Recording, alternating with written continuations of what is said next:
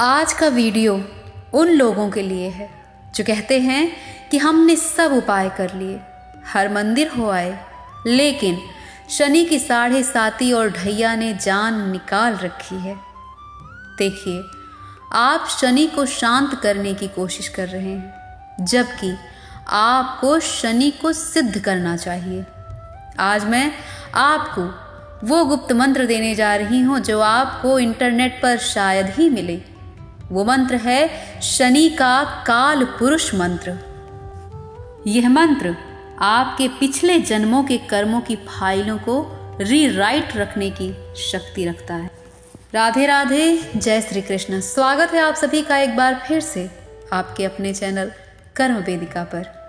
आइए अब हम मंत्र को विनियोग के साथ श्रवण करते हैं। अथ विनियोगः अस्य श्री शनि काल पुरुष मंत्रस्य महाकाल ऋषिः अनुष्टुप छन्दः कालात्मा शनि देवता मम जन्म जन्मांतर कर्म दोष निवारणार्थे जपे विनियोगः। अब ध्यान से सुनिए, यह मंत्र साधारण नहीं है। इसमें शनि की न्याय शक्ति और महाकाल की समय शक्ति का मेल है। इसमें शम शनि का बीज है, ह्रीम बाधाओं को तोड़ने वाली महामाया है और क्लीम वो चुंबकीय शक्ति है जो आपके कर्मों को संतुलित करती है। कालात्मने यानी उस परमात्मा के लिए जो स्वयं समय है। मंत्र इस प्रकार है। ओम शं ह्रीं क्लीं कालात्मने नमः। ओम शं ह्रीं क्लीं कालात्मने नमः। ओम शं ह्रीं क्लीं कालात्मने नमः। ओम शं ह्रीं क्लीं कालात्मने नमः। ओम शं ह्रीं क्लीं कालात्मने नमः।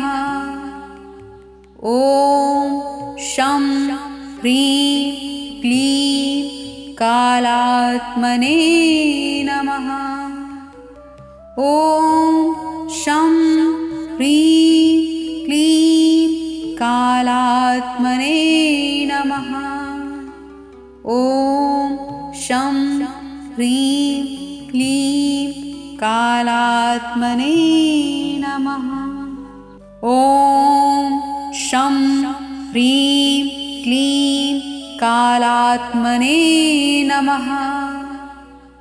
ओम शं ह्रीं क्लीं कालात्मने नमः। ओम शं ह्रीं क्लीं कालात्मने नमः। ओम शं ह्रीं क्लीं कालात्मने नमः। ओम शं ह्रीं क्लीं कालात्मने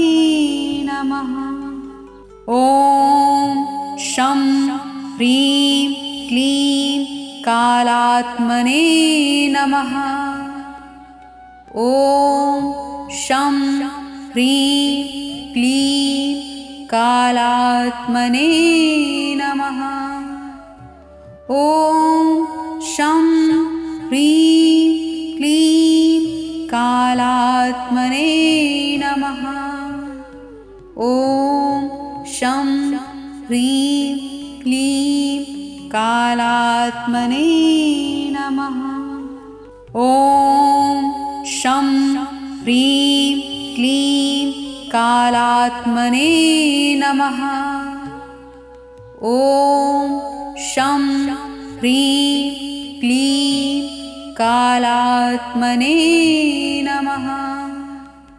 ओम शं ह्रीं क्लीं कालात्मने नमः। ओम शं